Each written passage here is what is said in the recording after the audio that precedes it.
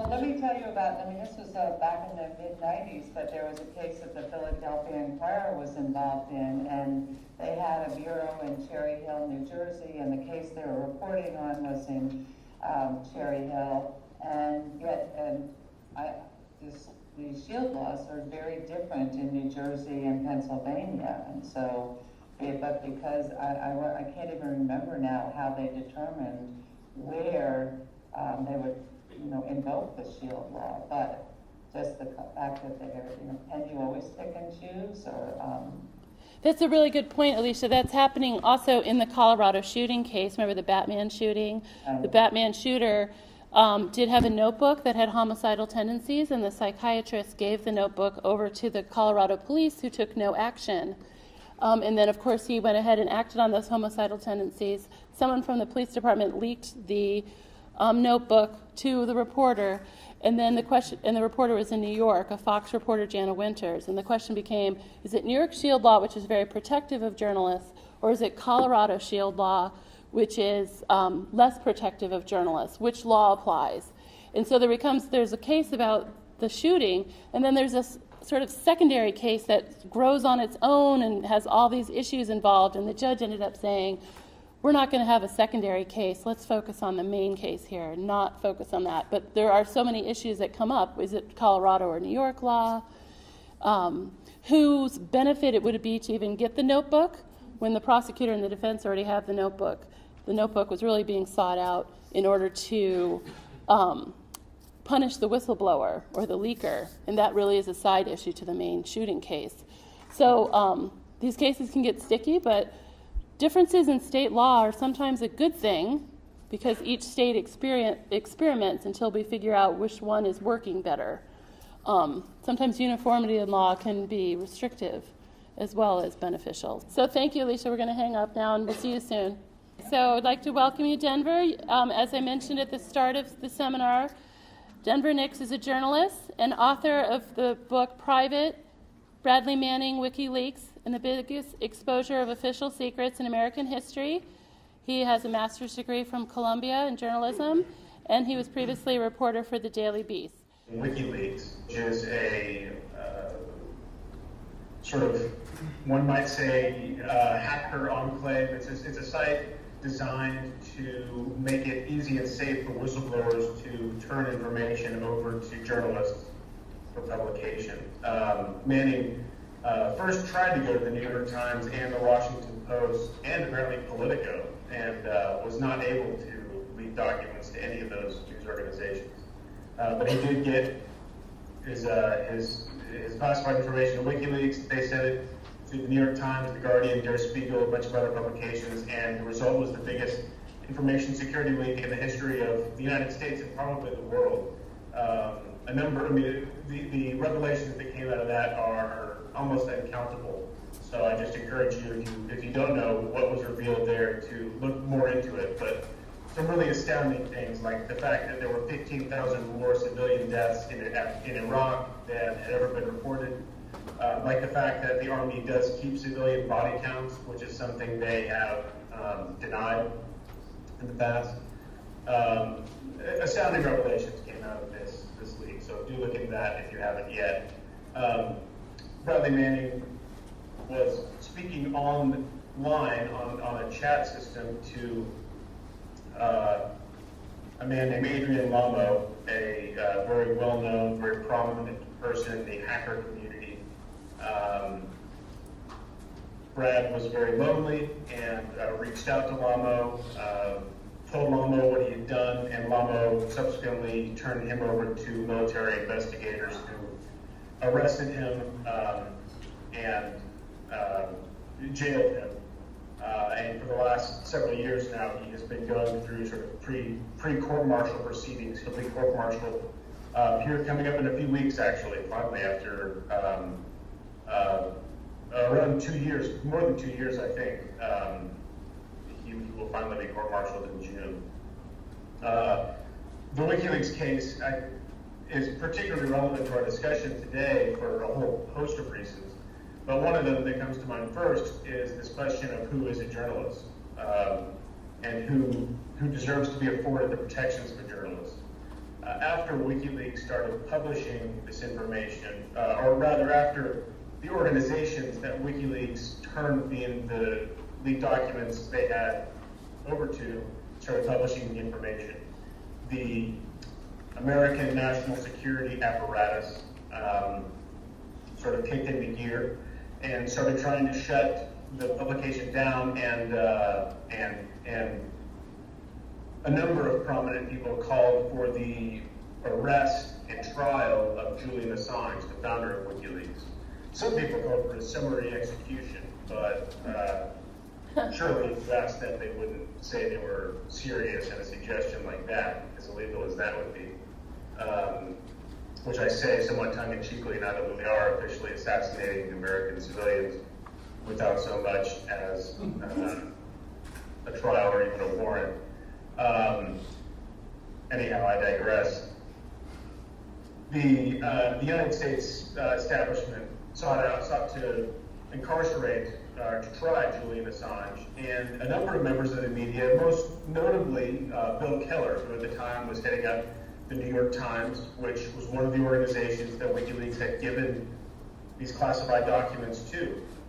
Bill Keller editorialized that Julian Assange was a source and not a journalist, that he was not worthy of the same protections that he himself enjoyed as a journalist, and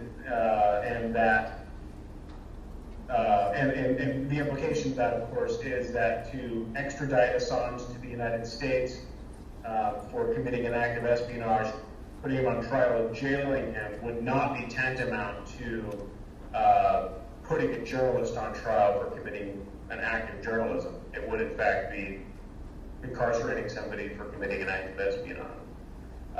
My response to that then and now is that in this equation, you basically have two different possibilities. Either Julian Assange is a journalist or he's a source. And I think that that's non-controversial. Now, the fact of the matter is Julian Assange did not ever have original access to any secret documents. He's never leaked anything in his life. He just received leaked information, which he then published via a number of publications, including his own. Bill Keller will tell you that because Assange editorializes, because he includes opinion in his work, and because he is in many other ways, in Keller's opinion, and in my opinion, in some ways not a very good journalist, that he's not a journalist. But I say, you don't have to be a good journalist to be a journalist. Bad journalism is still journalism. Or journalism made mistakes is still journalism. And the fact that Julian Assange has a style that Keller and some others don't agree with should not keep him from being considered a journalist. I think it's clear to anybody thinking rationally about it that whatever he is, he's a hell of a lot closer to a journalist than a source. And that I think can be applied to a number of other similar situations. I'm sure you guys have touched on other similar questions today.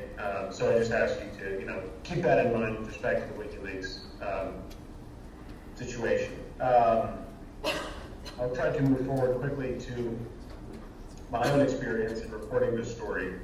I wrote an article originally about Bradley Manning, much of which was built around the history of his Facebook profile. So if you ever do want to leak state secrets and not have a profile written about you, I suggest you delete your Facebook profile right now because it is public and did provide a rich source of information for myself and ultimately a lot of other journalists to report the Manning story.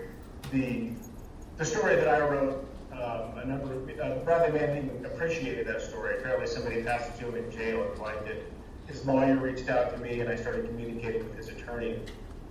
And as a result of that communication, kept writing about the story, and ultimately decided to write a book about the WikiLeaks situation without the cooperation of the attorney and Brad Manning. Brad opted not to cooperate with that book, and that relationship ended as soon as I started writing the book. But I pressed forward with it and wrote it. And in the course of reporting that book, one of the remarkable pieces of information I got access to was a record of chat logs that of conversations between Bradley Manning and one of his best friends, including emails and sort of years of discussions. It's an amazing primary source document of the sort that never really existed in the past, if you think about it, until the digital age. To reconstruct a conversation that happened, 2-3 years before the events that you're reporting about took place, you would just have had to ask people, what was said, who said what. Nobody's recording conversations, unless you're Dave Nixon, of course. But most, civilians are recording their own conversations. I guess the CIA may be today, but it's doubtful that you can get their records for your reporting purposes. At any rate, I had an amazing amount of access to off-the-cuff reflections, to these conversations that took place, years before anybody thought about being introduced. The person that gave those to me was a confidant of Bradley Manning's. He was under investigation from the Department of Justice, by the Department of Justice.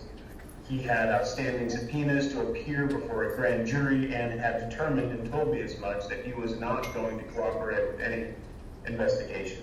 So here I was in possession of a rich log of conversations between a suspect in the biggest national security league of all time and his best friend.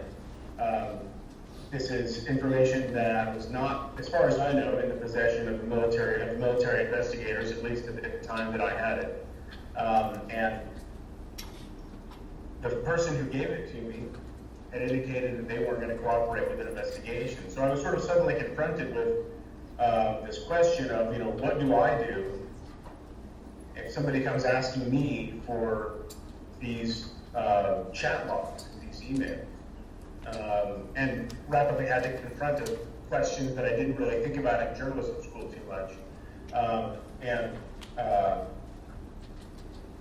That brings me to one other point I want to make, which is that with respect to this question, what responsibility do you have to turn information over to an investigator if you have something that could be considered evidence, or if you're called to testify against a source?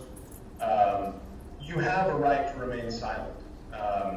You have, and I say that meaning you have a natural right, in the sense that Enlightenment thinkers would talk about natural rights. You're born free and so on and so forth. You have a natural right to remain silent. You may be harassed, jailed, or otherwise tortured for exercising that right. But you have a right to remain silent.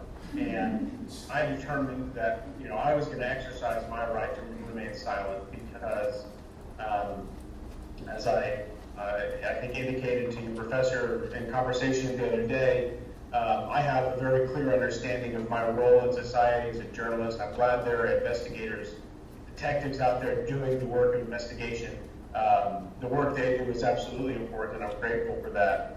I'm grateful that somebody is out there looking into where crimes have been committed in the general public and bringing criminals to justice. That's not my role. My role is, in fact, to guard the guards, to investigate the investigators, and I don't consider myself to have the same responsibility in a situation in which if somebody asks me to turn over information that comes from something I'm reporting on, I consider myself to have a responsibility to the public and to the First Amendment and to the story that I'm working on and to the source that put their trust in me. That's where my paramount responsibility lies.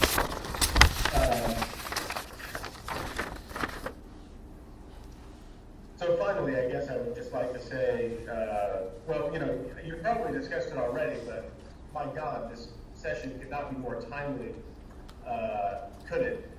Yesterday, it was revealed, I'm sure you know exactly what I'm getting at, but this story of the Department of Justice acquiring months of phone records from reporters of the Associated Press is unprecedented and terrifying, and it just shows how profoundly urgent these issues are and how important it is that we're thinking about them, that you're here today to discuss them.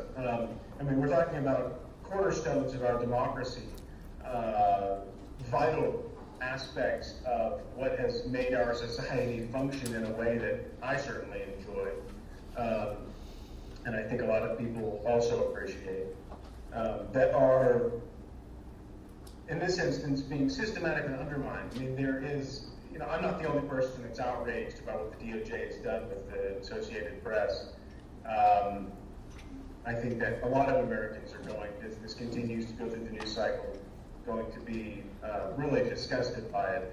And it just goes to show how urgent these issues are, and how urgent it is that you consider a few very rote things I want to get at, sort of things that are seemingly mundane, but lessons to new journalists that I had to start thinking about as I reported this Manning book. Things like, when you go to the bathroom, if you're working at a coffee shop, take your computer with you.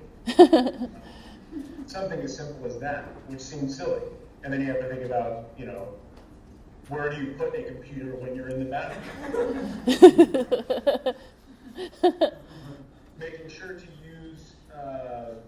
to use chat encryption if you're communicating with somebody online. The DOJ has already indicated they don't believe they need a warrant. I think the law is, as I understand it, not entirely settled on this issue, but I believe that the DOJ has taken a position that they don't need a warrant to look at your Facebook communications or your emails. So don't consider that information to be instantly secure because you have a Gmail password. There are all kinds of technical tools you can use so as not to have a conversation on a phone that would now be part of the DOJ record where you have an AP reporter. You can use technologies like P2P encryption. As often as possible, communicate over the Tor network. If you don't know what that is, find out, T-O-R. It is a remarkable resource, one of the most amazing inventions since the invention of the internet, and incidentally also courtesy of the United States military. P2P encryption, a host of other tools that are very important to use when reporting on any sensitive story. You've already seen with respect to things like the phone hacking business that went on in the UK, potentially also in the United States, I guess. You may have been following the reporting that's going on in Syria. A number of activists have been jailed and potentially some killed because their contact information was found among the data held by journalists who were arrested and had not properly encrypted their telephones, or properly encrypted the data they held wherever they held it. In this case, I think it was a cell phone. But that's a serious thing. You go reporting somewhere and start talking to activists amidst a civil war and a repressive regime willing to kill its own citizens over something like that. Mistakes do happen. I think this is a tragic mistake, but it is truly tragic. It just goes to show how important it is to really think about this kind of thing when people put their trust into you. If you've done a lot of reporting to date, then I think you may be able to sympathize with this feeling I have, that I'm always just kind of in awe that anyone ever speaks to me as a journalist. It's a remarkable gift that people give you in putting their trust in you, and I think they give it because they value the work of journalism and think it's important. But with that gift comes tremendous responsibility. So do look into that. Look into those tools you can use to report safely and responsibly. Check out the Global Journalist Security Organization, or the Committee to Protect Journalists. They have a whole host of tools on this issue. well, do look into that. That's all I've got for the moment. Okay, perfect timing, Denver. Great. You're right on time. We are going to turn to Dr. Craig Smith, who has come to us from the Center for First Amendment Studies at California State Long Beach, and hear his remarks, and following that, open it up from questions from the audience. The shield laws lead to one of the most basic conflicts between amendments to the Constitution. That is to say, shield laws conflict with the rights provided in the Fourth Amendment regarding privacy, and in the Sixth Amendment regarding the right to confront witnesses. Furthermore, when shield laws are extended beyond the protection of sources to include other means of gathering information, they often run aground of Fourth Amendment right to privacy standards and First Amendment defamation standards. Reconciling these conflicts has proven difficult for our system of jurisprudence. So, first let's look at the fundamental rationale for shield laws, and I want to go way back. I want to go back to James Madison. Madison, one of the founders, was pessimistic about our ability to govern ourselves. But he believed a free press was essential to keeping politicians in line and to exposing government corruption.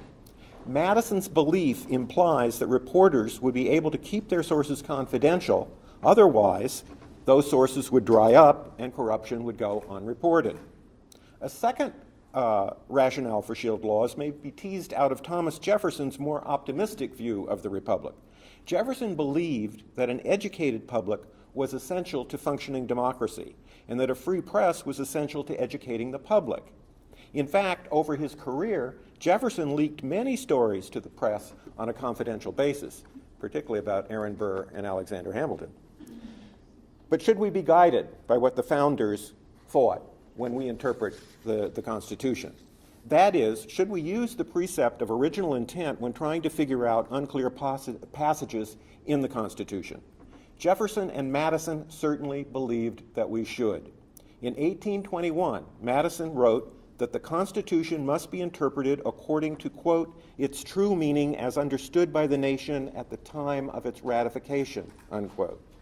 In June of 1823, Thomas Jefferson wrote that we ought to return, quote, to the time when the Constitution was adopted, recollect the spirit manifest in those debates, and instead of trying what meaning may be squeezed out of the text or invented against it, conform to the probable one in which it was passed. Over time, original intent has been used by liberals and conservatives to justify their readings of the Constitution. One of the most important moves in this regard was made by Justice Hugo Black, a staunch defender of the First Amendment. Black often argued that if passages in the Constitution were vague, they should be read within the context of the original intent of the authors of those passages. He used this interpretive method to advance his liberal agenda against the notion of, quote, judicial restraint, embraced by Justices Felix Frankfurter and others on the Supreme Court. More recently, Justice Stevens used the method in his dissent in recent gun control cases to embarrass conservatives on the Supreme Court who had appropriated this method. So my purpose so far has been to show that Madison and Jefferson would have supported shield laws and that using them as guides is a reliable method of interpreting the First Amendment. So let's turn to shield laws and see how the courts have interpreted them and if we can improve on these rulings. State shield laws have been held up that tend to be rather narrow in their focus. In other words, the narrower the shield law, the more likely it is to be upheld. These laws defined reporters as, quote, persons primarily engaged in the gathering and dissemination of news for the public through a recognized news source. Such a person may not be compelled to disclose information regarding the source of the gathering or dissemination of the news unless the party seeking to compel such a disclosure establishes clear and convincing evidence that the material sought is relevant to the case at bar, cannot be obtained by other reasonable means, and is necessary to the proper preparation of the case of the party seeking the information. As other panelists have shown, these laws are problematized in the contemporary time with definitions of what constitutes news, what constitutes reporters, and the like. What I want to turn to are the rulings of the courts that have either stretched or shrunk the shield laws and hold them to Jefferson and Madison's original standards. One of the most dramatic rulings came from the Supreme Court in 1979 in Herbert versus Landau. In this case, Colonel Herbert claimed to have been libeled by CBS in a program that Barry Landau produced. Herbert sought Landau's work product to prove that Landau operated with actual malice. The Supreme Court ruled that Herbert should have access to Landau's news-gathering methods, thought processes, and editorial judgments, including copies of prior drafts of a news story, the reporter's notes, and comments from an editor. All were subject to discovery in terms of proving malice. This troubling ruling triggered an important dissent by Justice Brennan, who would have protected the editorial process because most of it should be privileged because it involves how a story gets corrected.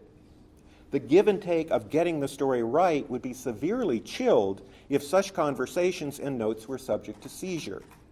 In this case, Brennan seemed more in line with the Jeffersonian and Madison standard than the majority on the court. The narrow interpretation of shield laws has been the hallmark of the courts. Indictment versus Time in the Ninth Circuit, the federal court ruled that when undercover reporting becomes intrusive, it is subject to damage claims. Here the issue is the conflict with privacy concerns from the Fourth Amendment. The definition is overly intrusive reporting was clarified in Desnick versus Capital Cities in 1994, where surreptitious taping practices in a clinic were not subject to damage claims if the taping was done under normal circumstances, that is, without deception. I walk into the clinic room, I record what's going on in the clinic room, I walk out of the clinic room. I didn't tell anybody I was there under false pretenses. That standard was refined in Food Lion versus Capital Cities ABC, where reporters became employees of a grocery store without letting the grocery store know that they were doing an investigative piece.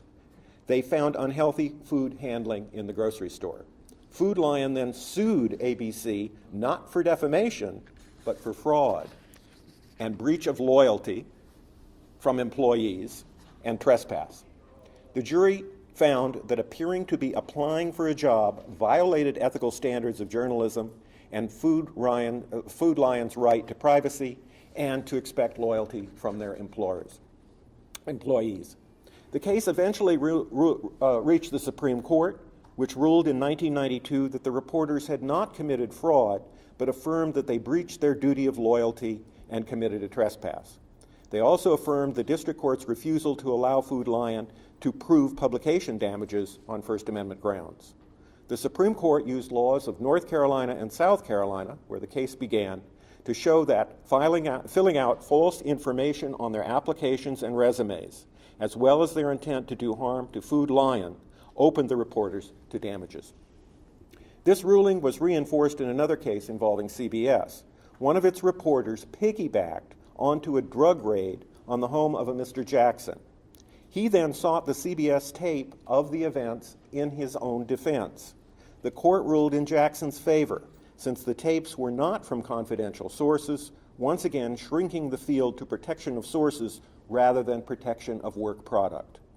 So where does this leave us then with shield laws? First, as one might expect, the narrower the shield law, the more likely it is to be upheld. For example, if it applies only to undisclosed sources and sets out a clear definition of who qualifies as a reporter and constitutes a legitimate news media outlet, it has a better chance of surviving.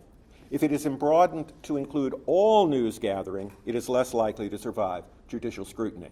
Second, if the shield laws avoid, where possible, conflicting with other laws, such as the right to confront a legitimate witness, the right to privacy, defamation, it is more likely to survive. So I hope I provided some kind of philosophical guidance that complements the very nice specific stuff that the other speakers dealt with. If we could just thank them now.